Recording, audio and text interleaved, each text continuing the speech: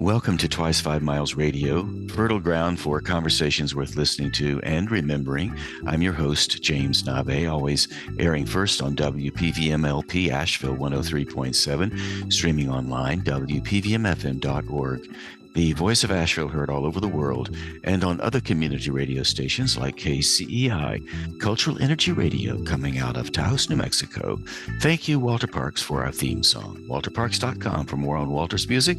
Thank you, Devine Dial, for managing WPVM-FM in Asheville, and Robin Collier for managing KCEI, Cultural Energy Radio in Taos. If you'd like to reach out to me, Navé at jamesnavé.com. It's a good place to reach me. Also, I'd like to remind you we're sponsored by the Imaginative Storm Writing Project. If you'd like to improve your writing chops, get some tips on how to make your writing process flow in an easier way, imaginativestorm.com is a good place to go to find out that and more. So today I have a fellow whom I've never met in person. We've met online a couple of times. He is a speaker at the upcoming TEDx Asheville gathering, which is going to be in March. His name is Andy Bobowski, and Andy is an educator. Andy's been working with children. He works with adults. He puts people together.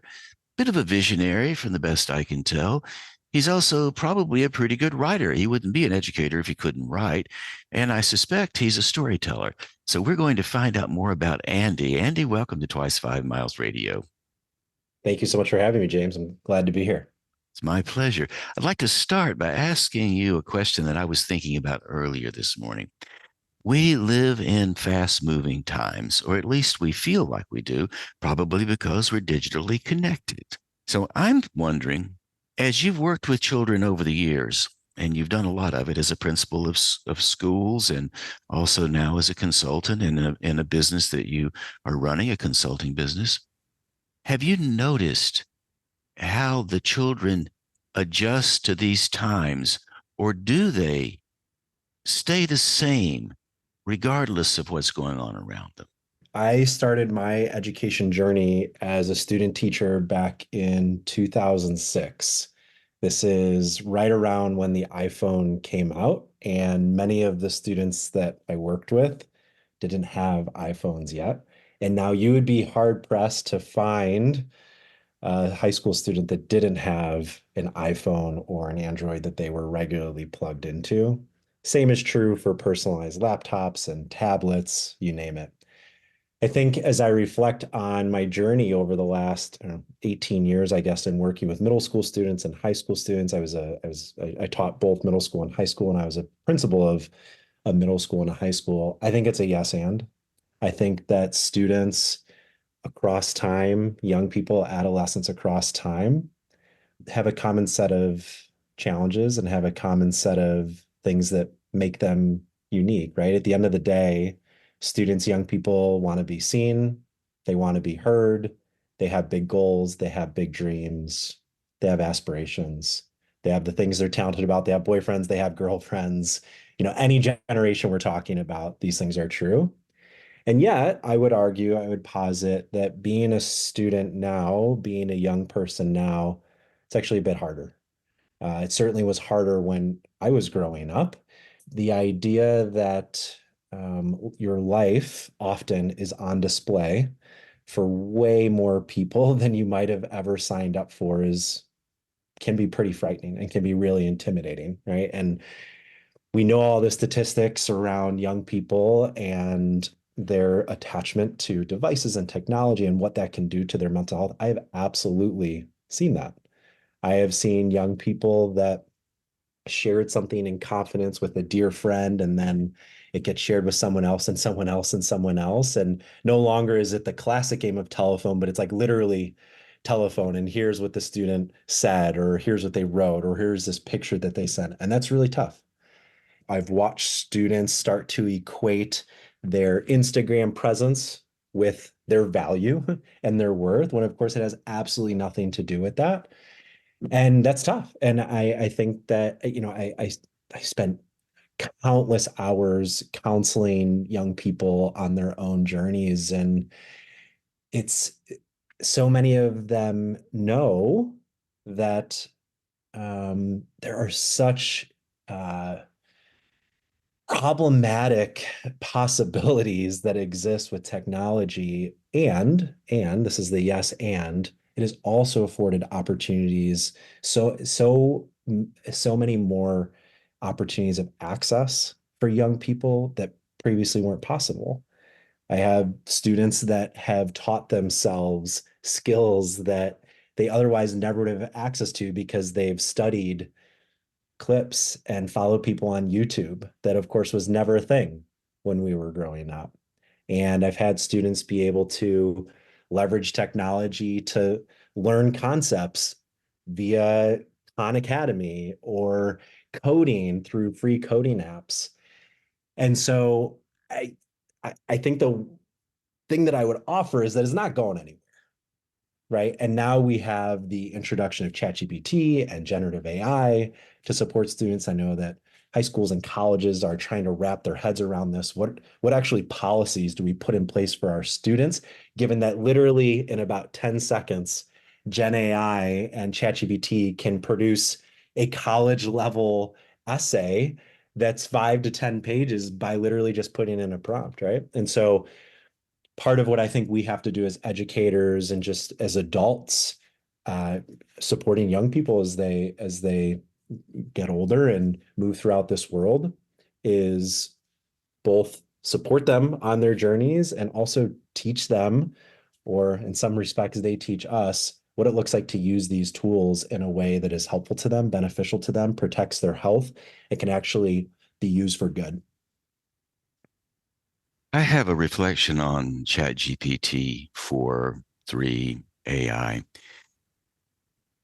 and this will come to you as a question. Do you think AI and ChatGPT has the potential to teach the students how to rely on their own authority rather than the authority of the digital space? And the reason I'm asking that is because I've noticed when I use ChatGPT 4, I'll write a document. I will ask ChatGPT 4 to give me 3 or 4 different versions. And often the versions I see don't make the cut. I prefer mine. Do you think it has the potential to teach students authority over their own creative destinies? Or the other way, will it erode it? I think that it invites a new set of skills that it is incumbent upon all of us to learn or relearn and grapple with. The ability to analyze information that is in front of you is taken on a whole new meaning. The idea to synthesize complex information, evaluate the effectiveness of something, is now the new currency. It's now the new skill set. It's less about this idea of I as a student can craft an argument that is incredibly cogent, that gets my main point across, because the truth is we can feed in a bunch of data and an outline, so to speak, and ChatGPT can produce something for us. Now, obviously, it's not perfect yet. There's all sorts of ways that you can identify that this is a computer reporting back data. But it begs the question of how are schools, how are institutions teaching students how to be cognitive and how to use different skills and thinking skills and critical thinking skills that I think I would argue our education system has moved away from quite a bit over the last 20 years. I wonder, following this idea, when you work with students, have you honed your ability to spot their indigenous talents? So one student can draw, another student can play the piano, another student has a facility in math. And do you think those indigenous talents that seem to be quite specific, oh, I can draw, but I can't sing, are they more narrow than we think? Or are students born with more talents than they actually think they have? Hmm. I'm not sure I can speak to the second part of that question, but I will say this. I think that far too many young people don't have the opportunity to be told or enlightened on their unique skills that they possess when they're young. My daughter's 4. My son is 2.5. I can already identify some of the unique skill sets that they have and the things that are wildly different between the two of them. And any parent can do that for their child. And I would argue every kindergarten teacher can do it, every third grade teacher can do it, every 10th grade teacher can do it. And I think this is part of what makes a fantastic educator, beyond the transfer of knowledge and skills, beyond the relationship building. I think it's actually seeing students as a higher version of who they are. And this is one of the dirty little secrets of working with like middle school students and high school students. You often don't see what they become. But the longer you do it and the more that you're working with a young person, you can have a sense for where they're going. And it's very hard when you're 12 or when you're 16 to see yourself 20 years from now.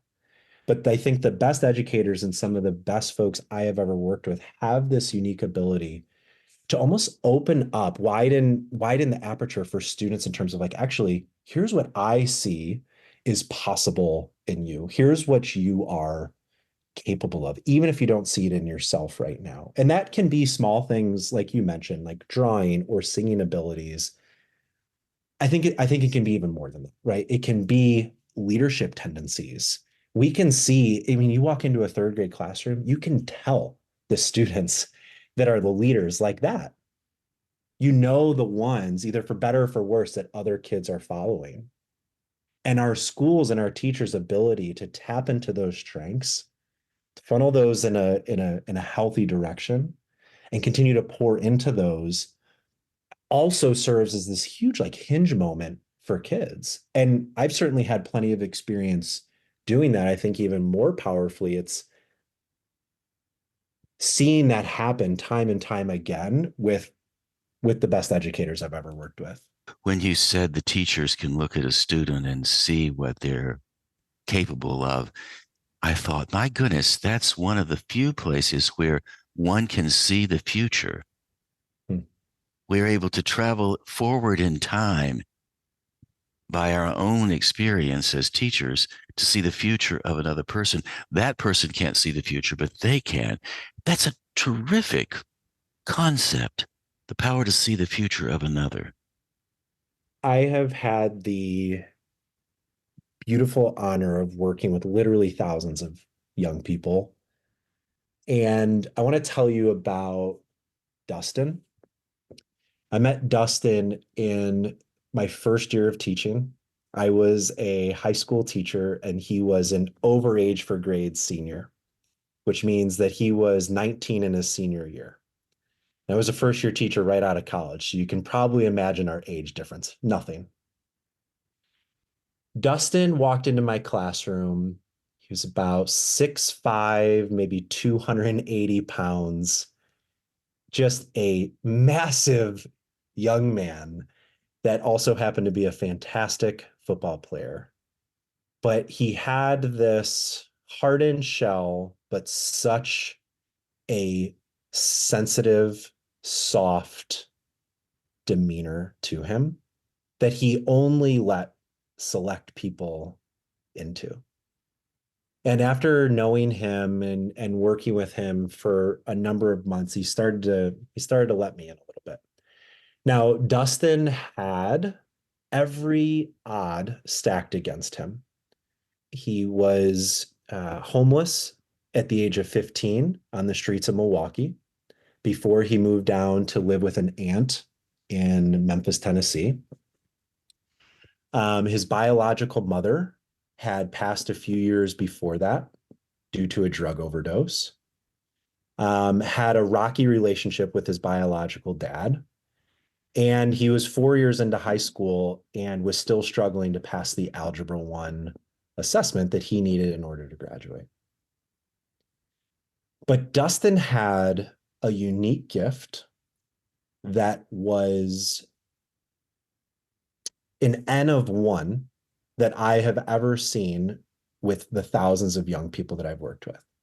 And that unique gift was the ability to invite a select group of people into his life in a way that those people could tangibly support him on his journey. Before I knew anything personally about social capital, before I knew how to even think about building relationships with students at scale as a principal of a high school, Dustin formed this almost like this personal advisory board around him. It was a combination of teachers, it was a coach, it was a police officer, it was all of these individuals that it's almost like he could tell, hey, this person not only can help me with this thing, but I enjoy spending time with them. I'm committed to this relationship. He knew, even though no one had ever taught him networking, he had it. He had it. When I look across Dustin's couple hundred classmates, and you asked me whenever this was 17, 16 years ago, to force rank the students in terms of who I thought would be most successful 16 years later and who I thought would be least successful, I would have said, against all the statistics, against all the things that he's got going against him right now, I would say he's towards the bottom of that list. 16 years later, I literally cannot tell you a more successful person from that graduating class than Dustin. He went to a four-year college on a full scholarship. He played football. He majored in sociology. After that, he moved out to California where he got his master's. He's now pursuing a PhD. He has worked with both youth mentoring programs. He's been a teacher. He's been a football coach. He's now working in education policy in Nashville, Tennessee. He's got a beautiful family and he's thriving. And so when you ask me about like these unique gifts and these things that students have, all too often our education system is thinking specifically about such a narrow set of gifts. It's the ability to do math really well. It's the ability to do science really well. It's the ability to write really well. And yet there's this whole other set of factors, whether you want to call them character strengths or the soft skills, whatever it may be, that it actually turns out in many cases can be just as important, if not more important, for a young person's life. Now, I can't take any credit really for much of what Dustin's been able to accomplish, other than when he was just doing his thing, being there and supporting him and leveraging my own connections and my own skill sets whenever I can to continue to support him on his path. I am happy to say that Dustin and I, this many years later, are still very close. We talk every 2 or 3 weeks, and I try not to let a single conversation go past where I don't tell him that he actually has done way more for me than I've ever done for him. And he taught me more about what it means to persevere, persist, be gritty, all the things that I admire about him. It sure sounds like it. On that note, talk more about leadership qualities and lead that into the work that you're doing now. What makes a leader, and why do we value that so much? And is that a mistake to only value leadership? Because so many people do, they don't seem to value followership as much. Hmm. I think to be a great leader, you first have to understand what it means to be a great follower. I think that the best leaders have often learned and been followers of other great leaders.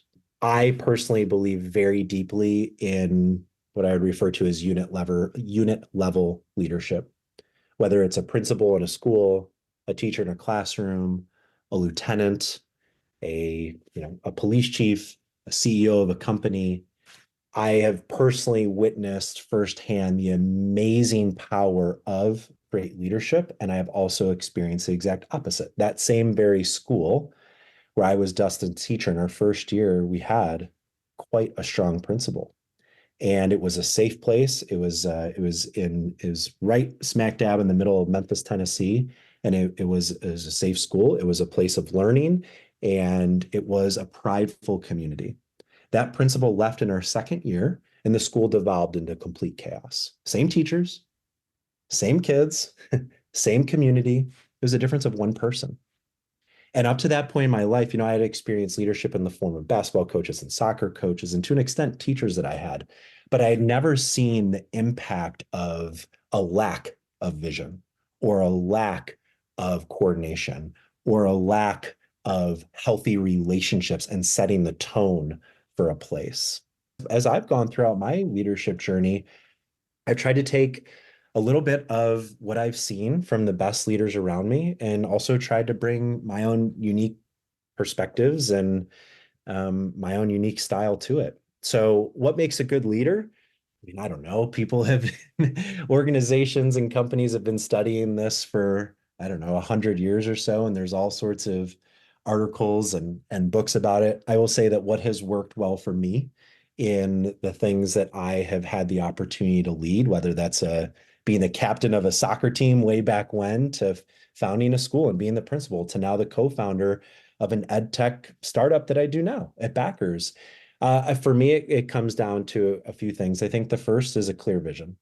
I think that without a clear vision for where we're going and what we're going to focus on, it creates confusion. And anytime that there's confusion, people can't do their best work. And if people can't do their best work, then we're not ultimately going to achieve our goals. I think the second thing for me, I think great leaders listen often more than they talk. And I understand that that can be a paradox sometimes. How do you set a great vision and regularly coming back to that vision, but also listening more? I think in large part that vision and where we're going is informed by the many stakeholders that we have, whether that's the people that we're working directly with, our students, our customers, whatever that may be. So I try and spend a lot of my time listening and asking more questions than I do talking. I think that leadership and management in the last decade or two have become so disentangled. And it's almost like leadership is the sexy version of what we do, and management is this dirty word. I kind of reject that premise because I believe that great leaders are also able to execute. They're able to set a strategy, get everyone on board with what we're working towards, but then actually develop the systems to achieve that strategy. And so I do think that the best leaders also understand effective management, know how to support people, know how to coach people, know how to hold people accountable, know how to support people in growing to be the absolute best version of themselves. I could keep going, but I think that those three things, along with through line of modeling what we expect. And that's something that I've always tried to do as a teacher, as a principal, and now that a work that I do now, I will never ask someone that I work with or that is quote unquote under me, if I'm not willing to do it myself or I'm not exemplifying those strengths, those aptitudes, or those characteristics.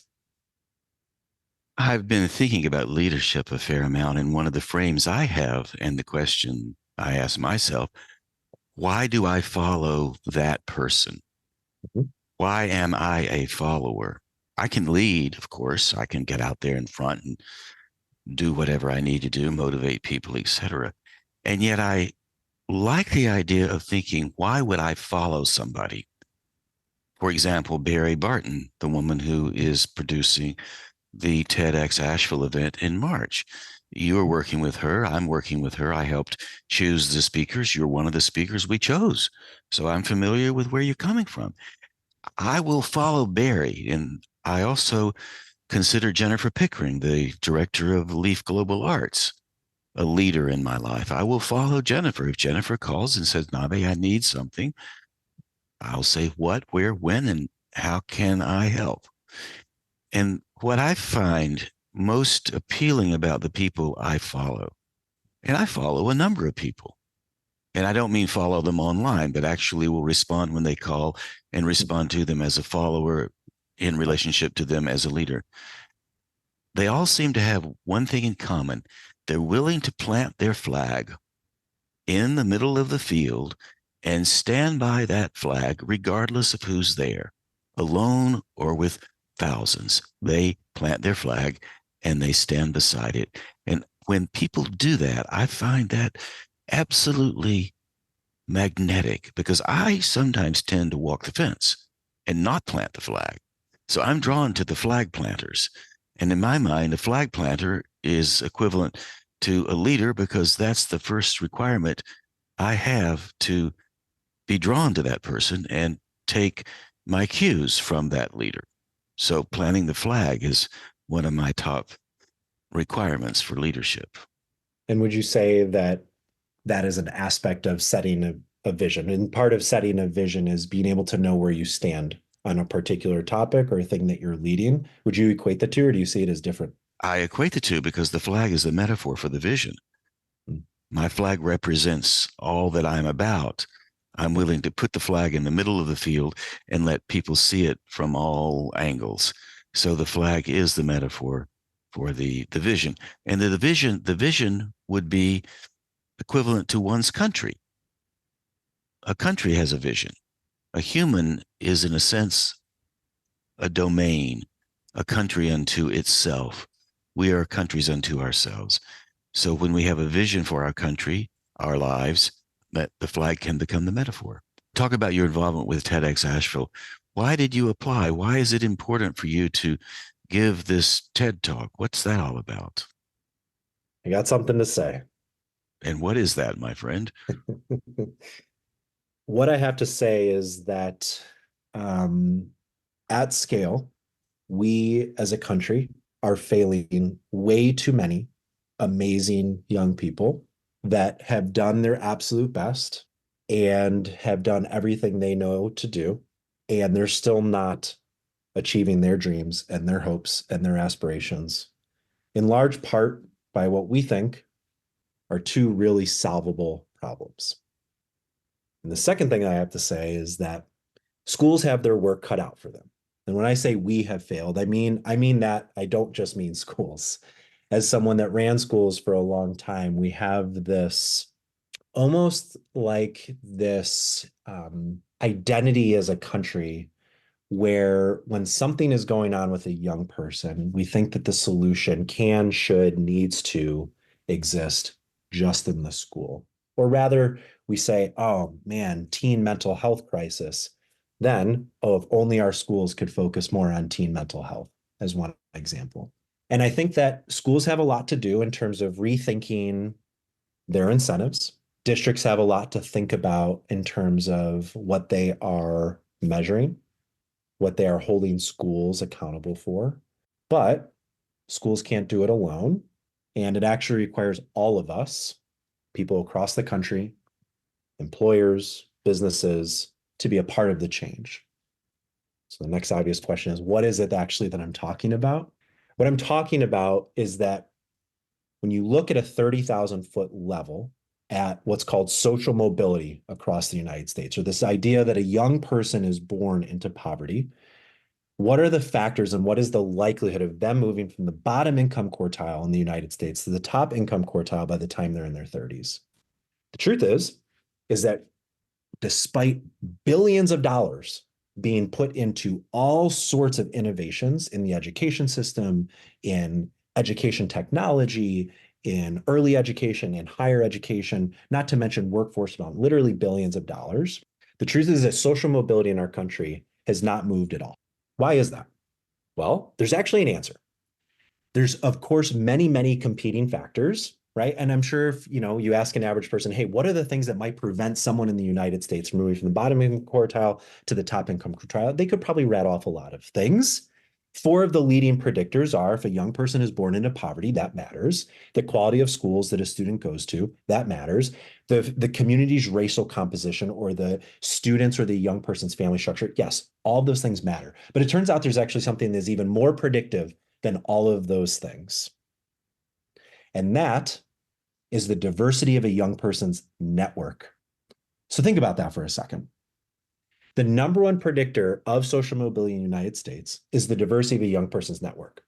Yet go into any public high school in an urban city or in an urban area or in a rural setting, go into a place of worship on a Friday, Saturday, or Sunday, go to a community center on a Saturday afternoon, or walk around a neighborhood. What you will see is that all those places I just named are more economically segregated now than they were in the last 50 years, including our schools. And so if this is actually the number one predictor of social mobility, yet students spend literally 13 years at least of their life in a place that is largely segregated by economic class, how are students actually supposed to build and actually have and be empowered with a diverse network? And so you peel back the layers of the onion even more and you think, Okay, well, what's going on? Certainly, the K-12 education system is digging into this, right? If this is the number one predictor of social mobility, clearly, this is what schools are focusing on. Well, they're not. If you think about all the major ed reform initiatives over the last 20 years, I mean, you could go back to No Child Left Behind and standardized testing and Common Core, or you can think about project-based learning or blended learning, or you can think about the massive explosion of charter schools and micro schools and now homeschooling. All of those things are all pointed towards the same thing, and that is what students are learning and trying to optimize for how quickly students can learn and then how they can perform on a certain set of standards. But none of those things are actually focusing on who students know. And I think that that is a massive misstep. And in fact, as someone that has visited well over 100 schools in my career, leading them myself, I can tell you that in my 9 years as a principal, the number of times that myself, my leadership team, or any of the other schools that I was in regular communication with talked about this idea of social capital or the diversity of networks for young people is exactly zero. And I think that it's time that we rethink a bit how we are designing our schools to actually empower young people to build networks, to get out of our bubbles, so to speak, and actually start to connect with people with shared identity, with different identity, folks that are in our careers of interest and folks that are outside of our careers of interest. And I think that schools and districts have a lot to do there. And at the same time, the second point that I would make is that all those things I named around education reform that's happened in the last 20 years in the United States all focus on what students learn. By definition, not many other people can really do much about it except for people in the schools.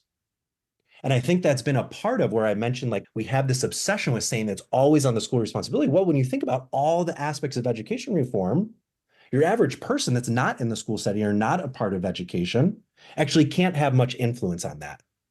But what I would posit is that if schools are actually incentivized, if they actually have ways to track and measure and are rewarded for how they're expanding their students' social capital or their students' personal and professional networks, it actually invites in the rest of us. It invites us in to be a part of the solution. It invites in people in their 20s and their 50s and their 70s to share their experiences, to share their connections, to share their social capital that so many of us have spent a lifetime building. Why does social capital even matter? The research is, again, pretty clear on this, and they've been able to parse out, like, how does this actually impact a young person's life? Well, the first is that you just have raised ambition. So if a young person has never heard what an accountant is, speaking of boring professions, but accountants love their professions, right? If they've never heard, if they're really good at math and they actually like that kind of work, but they don't even know what an accountant is, they don't know to become an accountant. They don't know the steps to become an accountant. If a young person wants to be an entrepreneur, but they don't know the first thing about an entrepreneur, right? They don't even know where to start. The second thing is practical advice. So if you have a young person that's going to be the first in their family to go to college and they haven't the faintest idea how to apply to college, how to position their essays, the steps to complete the FAFSA form and their financial aid form, they're in a whole heap of trouble, right? And the third is important connections that they otherwise wouldn't be connected to. The truth is that the one thing that I could do with Dustin is I could be a letter of reference for him when he went to apply for college, and I was the principal and I had 500, later I had 500 students. I certainly couldn't write letters of recommendation for all of them, but I could for him because he had built that relationship with me, right? So those are actually the three things that why social capital is so important. If you slice the professionals in the middle class and white collar jobs, the truth is that there is almost a direct correlation between a lack of a college degree and choice, right? The more educated or the more earning power that you have, the more choice you have.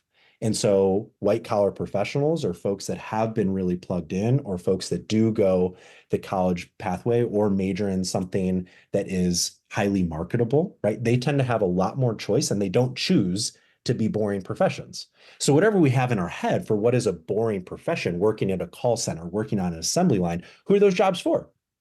Those jobs are for people that don't have the opportunity to excel in a four-year pathway or a vocational trade school, or folks that don't have access to opportunities. And therein lies exactly why I'm arguing for this, because we have way too many people with way too much potential that see a higher version of themselves that aren't able to get there because of the lack of the diversity of their networks.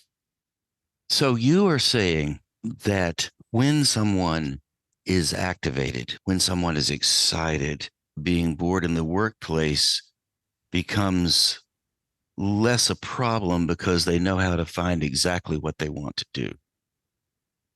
And I think it affords them more options, and they are connected with more people that can help them open up new opportunities.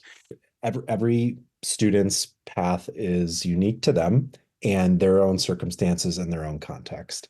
Early on in my career, I was one of those early educators that pounded the table, college for everyone, college for everyone, college for everyone. It's the best path forward. It can only help in the long run. And that's actually not true. The truth is that there are some students that actually don't have an interest in going to a four-year college. It actually would be very harmful for them to take out massive amounts of loans to put them in financial debt over the long haul. And they're frankly interested in studying something that won't have a financial return on investment in the long run. Every young person's journey is unique to them. In terms of other paths, right? I mean, for depending on the particular student that you're talking about, for some, the best fit college that you can get into that has something that you're excited to study is a great path, right? And if you can also do that on scholarship dollars, even better, right? And to be clear, for students from under-resourced communities, if they can get into a competitive school and they want to be something, they want to go into a career that requires a college degree, and they can do that with relatively minimal loans, it's absolutely the best route for them. But for some of the other students I mentioned, there are fantastic credentialed programs. Think of industry credential programs like electrician work or HVAC work or plumbing work, right? Or even going the route of being a firefighter or being a police officer. The truth is that a lot of those professions that have kind of industry certified credentials can absolutely afford a young person the lifestyle that they want to have for them and their future families. And then there's a small but mighty subset of high school graduates that are ready to go right into the workforce, either because they have a particular skill set, most recently around technology or coding, right? Or they have a really fantastic entrepreneurial idea. I think part of the problem, to go back to how we started this conversation around technology and social media, is that there's a lot of bad information out there. And I will tell you, in the last few years, I have started to hear something that I never heard before when I'm asking younger high school students, quote unquote, what do you want to be when you grow up? I moved away from that question. I have much more thoughtful ways to ask that question now. But I started hearing this answer of a YouTuber. And it's, to me, the technological equivalent of saying, I'm going to go into the NFL. And it's this idea that just because you see a great YouTube video or you follow someone that has a couple million subscribers, that it is immediately accessible to you, which statistically speaking is such a small percentage of people. Not to mention the people that are great YouTubers actually have fantastic marketing backgrounds or a particular skill set that has allowed them to get there. They don't just talk in front of a camera. I caution this idea of people going right into starting their own thing right out of high school, because it's often the networks that you establish in whatever post-secondary pathway that you go into, whether that's four-year school, two-year school, trade school, or being able to be a part of a place of a growing company to where you can learn those skill sets and actually start to establish those networks. Well, you've given us a great overview of how you think and how you operate. I'd like for you to talk about how you're incorporating all of this into the TEDx Asheville team, the group that's going to be on stage. What kind of work are you doing to build yourself up for the stage? You seem to Yeah. be quite comfortable as is, but what are you up to? How does that working for you? James, I will tell you, I talked in front of middle school and high school students for 15 years of my life, and there is no more of a critical audience than auditorium full of high school students. So I have lots of practice in terms of talking in front of group. It's been a fantastic experience so far. We're a little over about a month and a half away from taking the stage, and the speakers are in the process of continuing to develop their talks and actually starting to get into practice mode. So, I'm about 5, 6 drafts into my talk and have had the wonderful support of the TEDx Asheville team to continue to refine what that looks like. And leading up to the event, there will be some other practice sessions on stage, as well as an opportunity to invite people in to hear a bit of an overview for our talks and just celebrate the idea of or celebrate the moment of new ideas, fresh perspectives, and just the community that's built around TEDx Asheville. On a technical note, you're writing your work, you're writing your speech, and you've written 2 or 3 versions. Are you planning to memorize it and perform it as a memorized piece, or are you Hmm. going to build it as a moth-like storytelling opportunity within the time frame, pulling on the material that you've written? I actually try to find the intersection of the two. I very much believe, for me, I do my best thinking when I'm writing. And so being able to write versions of this until I get it to right where it's going to be best for the audience and be able to communicate my point in as engaging a way as possible. I have that and I learn it and I memorize it to an extent, but I also believe in being very present in the moment. There's nothing worse than hearing a good idea, but the delivery of it is less than great. And I think the inverse of that is also true. Yeah, I do a bit of memorization, but I also find the moment, and I am no stranger to going a little bit down a particular area in the moment if I think it's the right place to go. And you've been working with the director, Barry Barton. How have you found her as a teacher, as a coach in terms of getting all of this together and the overall view of it? That woman has a vision. I really appreciate her vision. So, what's your take on that? Yeah, I shared that, my 3 characteristics when you asked me was that somebody that has a vision, somebody that listens well, someone that can lead by example, right? And then someone can execute. And that's exactly what I've seen in Barry and the team. I mean, it's very clear to me, and I would argue for the rest of us too, that she has a very clear vision for what this event is. And when we come together in our practice sessions, she listens deeply. I've had the opportunity to connect with her a few times one-on-one to share my concept and how to continue to organize it. And that's just come through her fantastic listening and being able to say things back to me in a way, or synthesize things, or even point out to me things that I'm saying that, or how things are landing with her that I didn't even intend to say. To the leader point, and you saying that, she's someone that stakes her flag in the ground. And the first time that we came together as a community of speakers, her ability to bring people together that previously haven't met and have them open up in a way that is both vulnerable and comfortable. It's a gift and it's a skill set. And that, I think, for me, I feel very fortunate to be able to work with her and other members of the TEDx Asheville team, and also to be a part of the community. Well, I agree with you. I've had lots of experiences with Barry. I've known her for 30 years. We were part of the original Asheville people who started to develop a lot of the art community in the 80s in Asheville. I do have one more question I'd like to ask you as we close. You're giving your TED talk, your TEDx Asheville talk. What would you like to get from it? What do you want to walk away from? What do you want to walk away with when you finish that Mhm. talk? I think I want to walk away knowing that every person that was in that room realizes they can have a much bigger impact on a young person than they might think they can before they heard my talk. What I mean by that is that we all have our own unique experiences, skill sets, journeys. And whether we are early career, mid career, post career, whether we grew up in a similar environment as the students in our community or not, the truth is that we all have a ton to offer. And I don't think that most people recognize that. I mean, even just thinking about own examples and people that I know really well. What am I going to be able to teach or support a 17-year-old on? This person doesn't want to listen to me.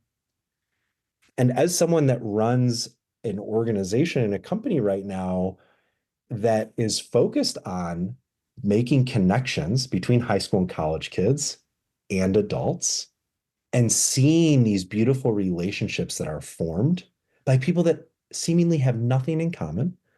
It actually turns out they have a lot more in common than we might think.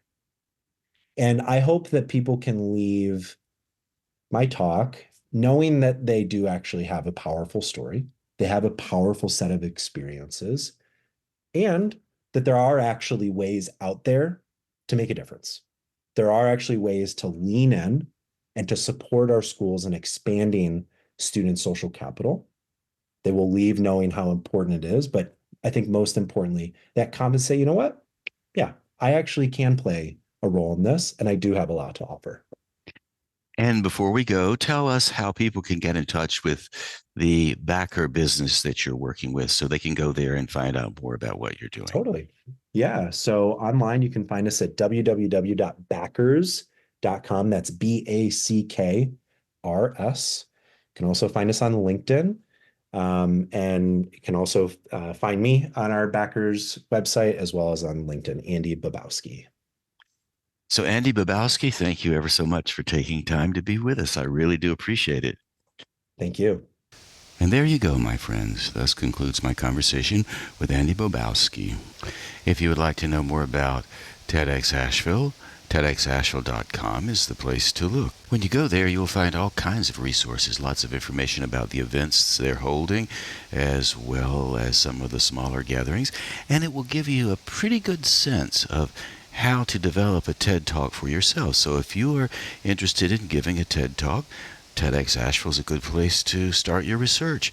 Who knows where it will lead you? I had an opportunity to give a TEDx Asheville talk in 2012, and I was asked to give the talk because they needed somebody to speak on poetry, so poetry was my topic, and I was left pretty much on my own to figure out what to say, what kind of slides to show. So unlike 2012, when I was alone, the people that appear on the TEDx Asheville stage now have a lot of help. Stand to Deliver is the name of Barry Barton's speech and presentation business. So she uses all of her speech and presentation coaching techniques with the TED speakers, which makes for confidence across the speaking range as well as for the whole show. Now, I have to confess, when I did my TEDx Asheville talk in 2012, I was feeling very important. I thought I had something really significant to say, and I was sure that my video, which would appear on the TED platform, would go viral and many, many people would watch it. Well, that did not prove to be true. I had something to say, but I wasn't that dazzling. I just checked my TEDx Asheville video from 12 years ago. Guess what? I've had 1,000 people watch it. So it's taken 12 years to get 1,000 people to tune in. No guarantee they watched it all the way through. Just means they pressed start. It also means over the last 12 years, I've had an average of 83 people per year press start. Of the 83 pressing start, I'm estimating 8 to 10 probably watched the video all the way through. That's certainly a far cry from going viral, isn't it? I've often wondered what would have happened if I hadn't done so much very, very serious work preparing my TEDx Asheville talk. I've often wondered what would have happened if I hadn't prepared at all. If I just walked out on the stage, stood there in the middle of the stage, looked out on the audience, took a beat, looked down, waited for the Spirit to move me, and then looked up and started talking about poetry. I didn't do it, and I can't go back and do it now because that was a long time ago, but I still wonder about it. I wonder about letting the spirit, the creative impulse, just move through me. I wonder about that for everybody. What if we did that? What if we didn't get so bundled up, so self-important about making the great idea even greater, or sharing that one thought that we think will change the whole world? I think being a little less bundled up about everything might make room for thoughts that probably wouldn't change the whole world. How can you do that? And yet you can have thoughts that will influence some of the people around you, that will make somebody's life a little easier, somebody's curiosity a little more active, somebody's sense of confidence a little stronger. So I'm going to do a little experiment, maybe a 2-minute experiment now, to see what would have happened had I just let the Spirit move through me. So imagine TEDx Asheville. I'm walking out on the stage. I'm unprepared. I step up to the mic. I look out at the audience. And here's what I say. When you think about poetry, what first comes to mind? Do you remember the nursery rhymes when you were very, very young? Jack be nimble, Jack be quick, Jack jump over the candlestick. Humpty Dumpty sat on the wall, Humpty Dumpty had a great fall, all the king's horses and all the king's men couldn't put Humpty together again. Or do you remember the first time you had an emotional experience with poetry, good or bad? The good experience was probably your first encounter with the nursery rhymes, Humpty Dumpty, Jack, and all the others. A negative experience may have been the encounter you had in school, somewhere, somebody, some teacher imposed a very strict view of what poetry was all about, not only on you, imposed that strict view of what poetry was all about on the entire classroom. This is how you should think. This is the way you should approach it. This is how it is, my way or the highway, so to speak. You've heard that before. Either way, regardless of what your experience is with poetry, everybody listening to my voice has had some sort of experience with it. I would like to propose you have a deep ability to engage the poetics of things. I would like to propose to you that you were born with a poetic disposition, the ability to view the world poetically. Poetry as something that appears on the page, that comes when it comes, if at all. But the poetic disposition you have that makes you, you, that's what I want to talk about this evening. That's what I want to explore. Your poetic disposition, my poetic disposition, our collective poetic disposition. How close is that to the collective consciousness? Is the collective consciousness the consciousness of all things poetic? Let us go there and see what we discover. And that would be the opening of my TEDx Asheville talk, if I had to do it.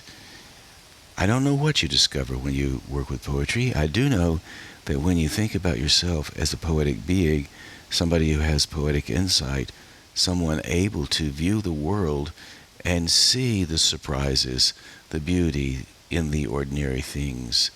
I love thinking about the poetics of things. I love thinking about the poetics of space, the poetics of movement, the poetics of sleep, the poetics of lovemaking, the poetics of being alive. I like it. We're all part of that.